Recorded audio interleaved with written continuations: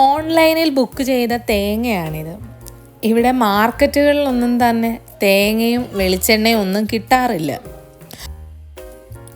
Local മാർക്കറ്റുകളിൽ കിട്ടാത്തത് ഓൺലൈനിലാണ് കിട്ടുന്നത്. പക്ഷേ ഇവിടെ മാർക്കറ്റുകളിൽ കരിക്ക് കിട്ടാറുണ്ട്. ഇത് ദൂരെ ഏതോ ഗ്രാമങ്ങളിൽ നിന്നാണ് വരുന്നത്. ഒരു 5 ദിവസം എടുത്തത് നമ്മുടെ കയ്യിൽ കിട്ടാനായി.